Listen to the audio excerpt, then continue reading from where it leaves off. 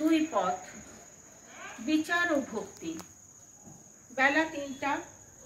মারোয়ারি ভক্তেরা মেঝেতে বসিয়া ঠাকুরকে প্রশ্ন করিতেছেন।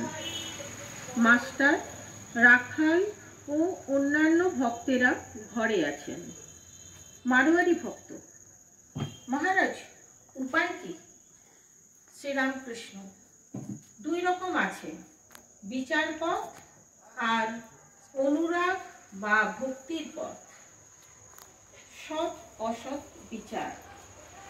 একমাত্র সৎ বা নিত্য বস্তু ঈশ্বর, আর সমস্ত অসৎ বা অনিত্য। বাদিকরে সত্য, ভেলকি মিথ্যা, এইটি বিচার। বিবেক আর বৈরাগ্য, এই সৎ অসৎ বিচারের নাম বিবেক। বৈরাগ্য অর্থাৎ সংসারের দ্রব্যের উপর বিরক্তি, এটি একেবারে হয় না, রোজ অভ্যাস করতে হয়। কামিনী কাঞ্চন আগে মনে ত্যাগ করতে হয়, তারপর তার ইচ্ছার মনের ত্যাগও করতে হয়, বাহিরের ত্যাগও করতে হয়। কলকাতার লোকদের বলবার জো নাই, ঈশ্বরের জন্য সব ত্যাগ করো, বলতে হয় মনে ত্যাগ করো। অভ্যাস যোগের দ্বারা কামিনী কাঞ্চনে আসক্তি ত্যাগ করা যায়, গীতায় একথা আছে।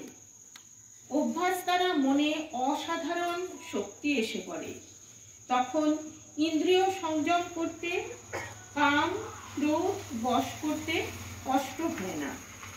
যেমন কচ্ছপ হাত পা টেনে নিলে আর বাহির করে না, কুড়ুল দিয়ে 4খানা করে কাটলেও আর বাহির করে না। মারোয়ারি ভক্ত: মহারাজ, দুই পথ বললেন, আর এক পথ কি? শ্রীরামকৃষ্ণ: অনুরাগের বা ভক্তির পথ। ব্যাকুল হয়ে একবার কাঁদো, নির্জনে গোপনে, দেখা দাও বলে।